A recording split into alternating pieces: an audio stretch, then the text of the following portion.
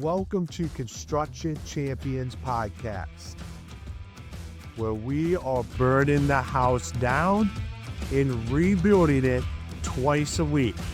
I'm your host, Ron Nussbaum, and I am here to help you become the champion that you're meant to be. Along with our amazing guests along the way, we will provide you with the resources, the latest and greatest. You will sit down with disruptors in the construction industry. And my goal from day one has always been to change the mindset around the construction industry. No more where we let the 3% of bad apes dictate the entire reputation of.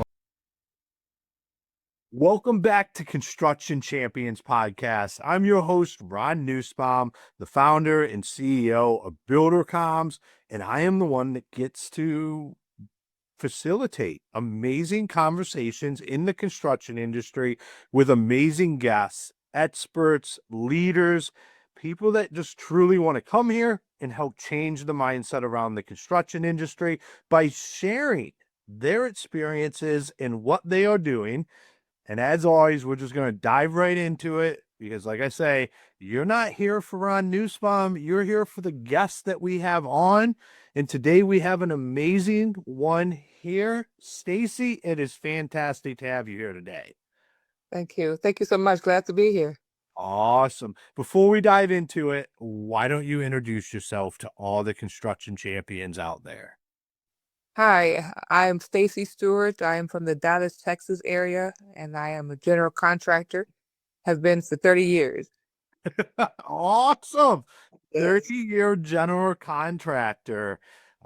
You're like one of my favorite guests. People that have been doing this for many years, and you bring so much knowledge to the table. So I am super excited for our conversation here today. Likewise. Thank you. Awesome. So let's ask the $1 million question.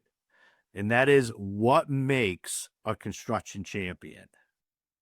I would say a construction champion is someone that has been seasoned, has been deeply involved, and understands all facets of the industry from the onset of what does it take to build a project, the proper zoning areas, the latest trends, staying up to speed with the new emerging technologies in terms of energy efficiency and the type of products to put, quality, all sorts of things, and being able to, I guess, manage all those aspects and all those individuals and making sure that your product is built on time and on most of all on budget. Yeah, those last two items, those can really become stickler points in our industry. But I think that's the first time that we've had somebody answer the question in that way, but that makes complete sense to me. It's like you have to understand from the beginning to the end. You might not start out that way. You might not start out knowing everything, but working your way towards where you do, it does really matter. Like taking that knowledge in and then utilizing it. Absolutely. It could save thousands of dollars and lots of headaches. Work with someone that knows exactly what they're doing. Mm. So is that when you're running projects, are you looking for people that are very seasoned, or do you like to help bring people along and be the seasoning for them and help them grow through the industry? Well, right now it's interesting. I've been a general contractor builder for so long. Originally, I started off as an investor. I didn't know anything, right? And so I've evolved from those out there that had no knowledge in what they're doing, just started off by fixing and flipping, evolved from that aspect into buying land and then developing it and build it from the ground up. I think that's important to have someone on your team that understands all those aspects because it matters. Because in the beginning, if you don't know what you're doing, you can blow your budget on your first project and then just get discouraged and not want to be doing this anymore. And that has actually happened to a lot of my students because I do teach this as well. Okay. I On that, so I didn't realize like you have just learned everything as what was needed. Is that kind of how like you were doing the investing and then you were doing the flipping. It was like, I have to learn this in order to be able to do this effectively. So you're becoming seasoned was more of this is what I have to do for my business. Yes, and that's how I started off. I actually started by actively learning the lending industry, so to speak. So 30 years ago, I was in the lending aspect of it. So I was a loan officer working for a mortgage broker. And in turn, they were also building their portfolio in real estate in by way of rehabbing. So I also became an active investor hands-on. So I learned the mortgage industry, and then I started actively investing in the fix and flip industry for quite a while. So I mean, you've seen a lot like that. That's quite the trajectory. What I have to ask, like going from the loan industry into the fix and flip, like what were some of the hurdles there? Like that's not necessarily you have to understand how to get the financing to do the fix and flips, but doing the fix and flips, and then I'm sure that's what led into becoming a general contractor was that. But how did you make that move from more of that corporate environment to a job site? Well, because I started building, well, not building, but rehabbing all sorts of properties like apartment buildings, townhomes, single family, light commercial. And so when I did that for a few years, as well as learning the lending industry, I wanted to expand and evolve into having my own deal versus not own deal, but my own footprint in terms of designing my own home and building it from the ground up, because that's something that I did not do at the time and I wanted to challenge myself. So I moved here to Dallas. I actually was on the East Coast when I cut my teeth in the rehabbing industry, so to speak. So when I moved to Dallas in 2000, I actually started buying land. And at that point, I built my own home for myself as my own, I guess, trial and error. And I loved it. I fell in love with it, and I just started doing it ever since. So you went from from the mortgage industry to fix and flips to land development. And is that what you're currently doing right now? Is land development, or have you moved on from that as well? No, I'm still developing and as well as building actively right now. I've built subdivisions and all sorts of projects. So yes, I'm an active builder. I still fix and flip and do other projects and rehabs, but primarily I do build from the ground up. I mean, where do you get the time? I guess would be a great question for that because each one of those that you have talked about is it takes a lot to be successful in just one of those, let alone you're successful in multiples. So, what's the magic? Well, the magic for me is I've grown accustomed to building larger projects because if you plan it right, set everything accordingly, get the lending, and you can start negotiating um, really better, especially if it's all in a row, right? So I've had projects where, believe it or not, they were like 8 in a row or whatever volume it is that I was working at the time, and it makes it easier for negotiations Mm. and all sorts of stuff. So you're leveraging the ability to be able to build more at scale in multiple projects. It's going to drive down costs and you're going to run, I take it, you probably run very strict timelines with everybody. You're probably right on that if I had to guess. Yes, we have to be because one trade affects the other. So communication in this industry is key. Mm. Because it affects everything. So if one person misses their deadlines and or the inspections or whatnot, it definitely can throw the schedule off. Yes. So how do you work? I hear I've I talk with people that own construction businesses all the time, and that's one of the hardest things they deal with is when they're dealing with subcontractors and the trades and like keeping everybody on a timeline and being able to communicate that with them. What would you say to the people that are really struggling with that? I would say relationships. Relationship is key because if you have a set of crews that, understand you, they know how you build, they know your timeline, they respect you, value you. And of course you reward them by paying them on, when they're needing to be paid, right? So it's a two-way street here. So I think the synergy comes from the relationships. Now, if you're new in the industry, you don't have that rapport with contractors, they might not care so much and they have so many other jobs that they might be running if you don't employ them directly, that they might put yours on the back burner just because they don't have a relationship with you. So I think relationship is key in this industry so that your trades can communicate with you um, in an ample time. And if they can't make it, they can make accommodations with the crew to make it Mm. or someone else to sub for them.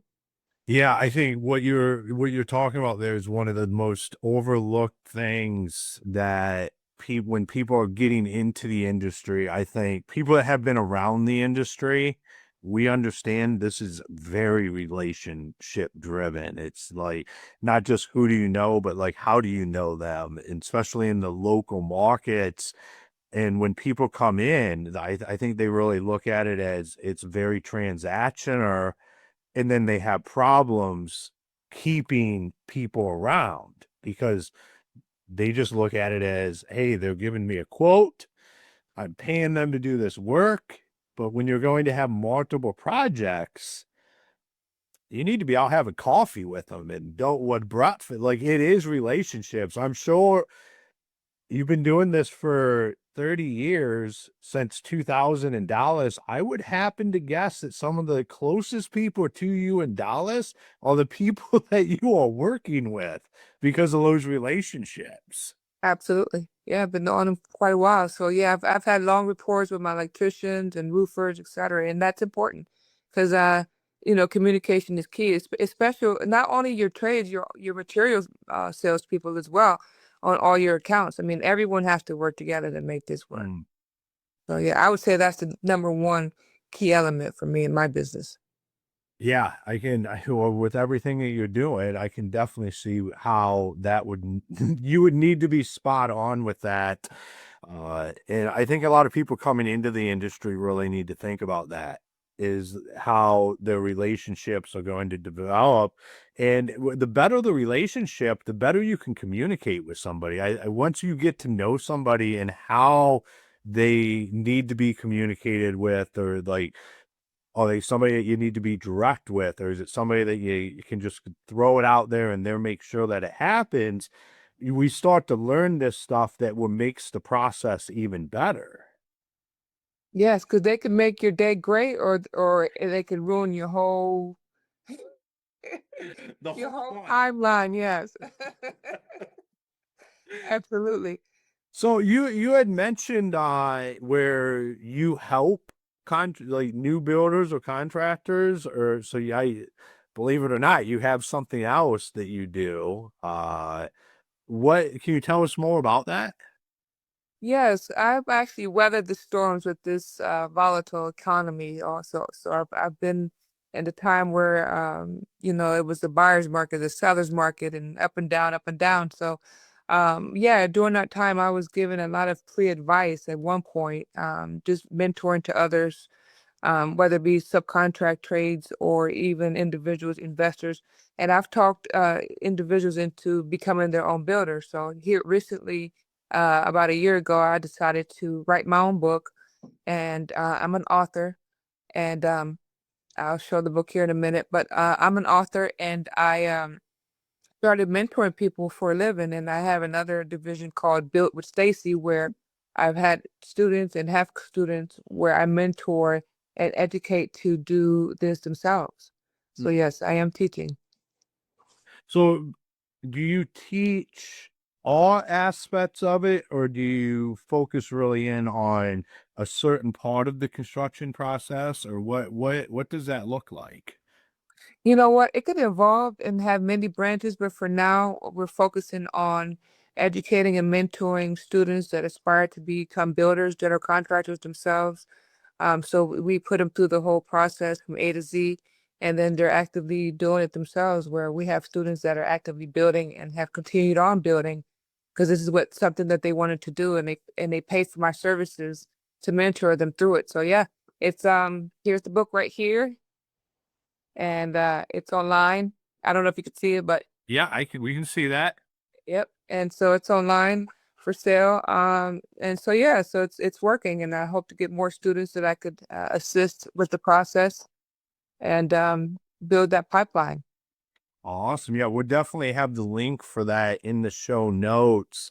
I want to dive into when you start teaching people stuff, you start to have a completely different understanding for it and you learn a lot. And I would like to dive into kind of that not translation, the transition, if I can put my words together here today, the transition from going and actually doing it to now you're teaching people how to do it. Have you had some realizations, or what have you learned from making the move into that process? Well, you have to be careful what you teach them and make sure that what you're teaching them is something that can benefit others, you know, and people's intent is what's most important. I don't want to teach someone to be greedy out there and you know go out there robbing people. Mm, So so what I aspire to do is teach people to build the proper way, you know, to help, you know, obviously the economy, and build quality homes that are attainable, and that are here for years to come, not just to get in it to get rich scheming. They're out there building, I hate to say it, crap, you know. So so that's what I'm aspiring to do is teach people that really take this craft and want to build a solid home or product for someone else and or themselves. mm. So you're building champions. Yes. Like And that is because that's the kind of stuff that has to happen for the mindset to change around the industry. Like the construction industry is not a get rich quick, not scheme or anything like that. The construction industry is there's a lot of money in it. You can get rich, you can get wealthy, but you got to do things the right way. And absolutely. people can lose sight of that because sometimes the money can come quick, but like you weathered all the storms, that money can go quick as well if you don't do it right. Yeah, and then you could actually build products out there that, you know, people live in and then they have issues with the foundation or the structure, and then you know, you ended up in lawsuits and warranty callbacks and things of that nature. So I teach people to do it right and not cut corners because you want to add another 5 or 10% to your bottom line in your pocket. Make sure you don't cut corners Mm. and build a solid home that people could be proud of. I've actually had clients that have reached out to me from 2000 when I built in the subdivision, reaching out to me today saying that my home stands, but other homes around them are having foundation issues. I love So it. I'm happy to say that. I love it. So do you work with more people that are already kind of established, trying to go to the next level, or people that are completely green when it comes to the construction space?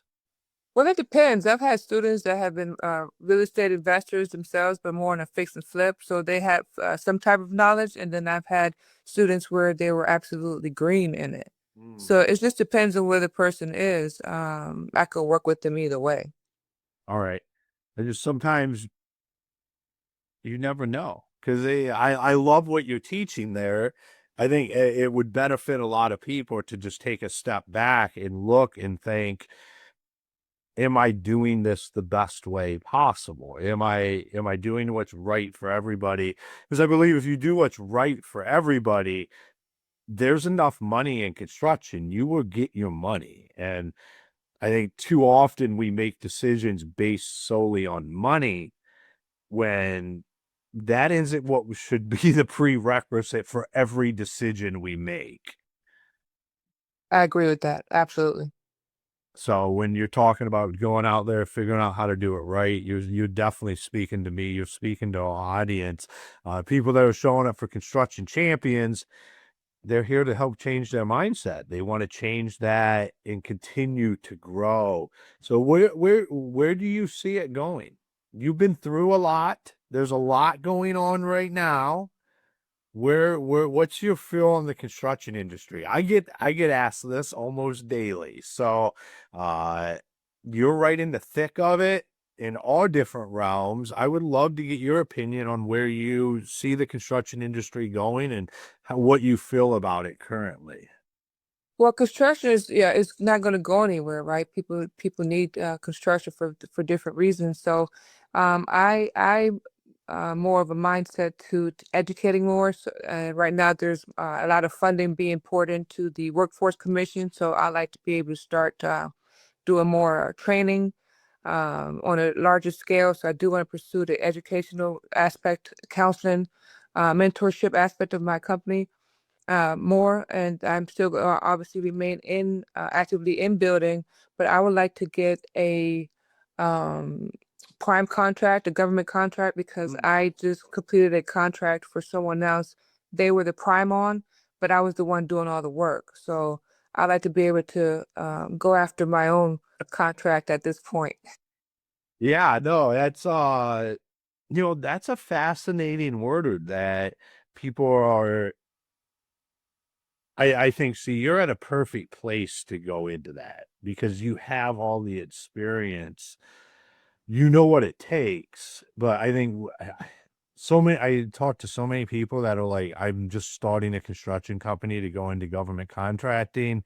We're going to do some sub work. And then, like, within a year, we're going to be running prime on jobs. And I'm like, you need to learn to build a construction business first before you go into government contracting. Like, you need to understand everything that could go wrong and all the issues you could have. So I would think you are very well poised to go in there and probably dominate that market.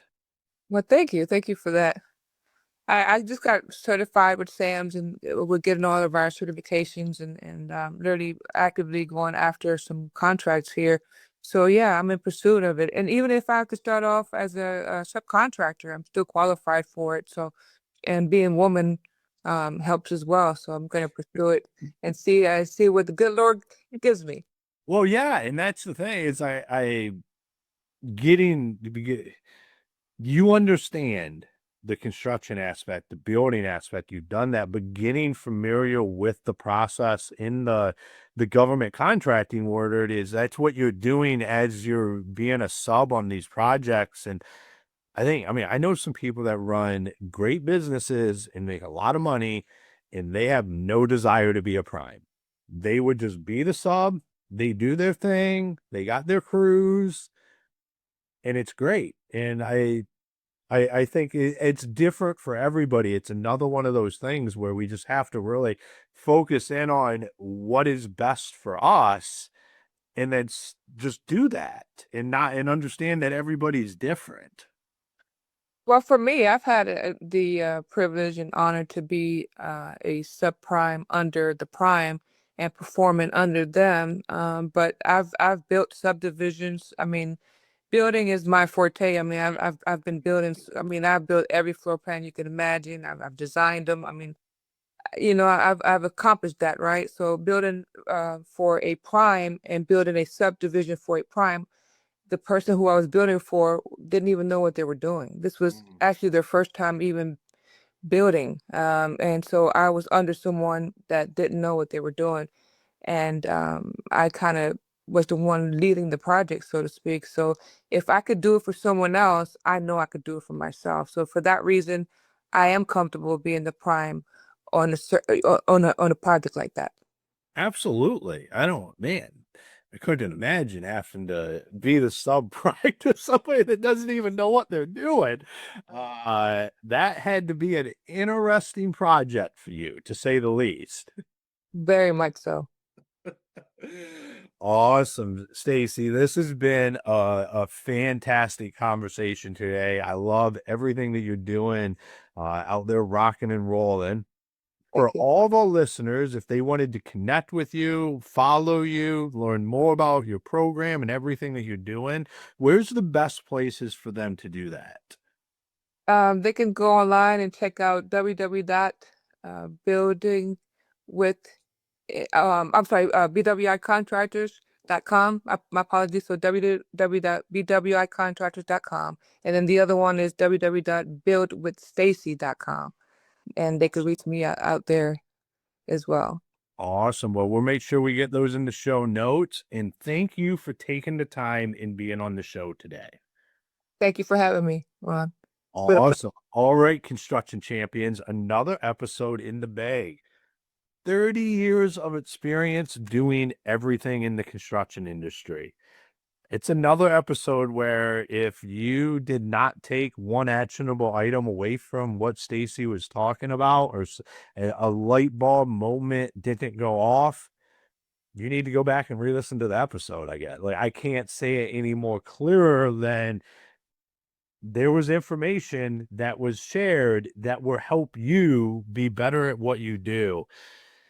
And when we got into talking about relationships, I always say some of the greatest people I know are in the construction industry. And I've been able to build relationships with them because when you don't look at things as being transactional in that you're building this stuff together, it's a partnership. You're collaborating. It's not just one person doing one thing and another person doing another thing. That's when things start to get a little bit easier. Because once you know people, you can have better conversations. Like Stacie said, the communication becomes so much better the better the relationship is, and the communication can kill a project if you let it. And you can go from one bad day to a bad month in the matter of hours if you let that happen. So construction champions, until next time, be the champion you were meant to be.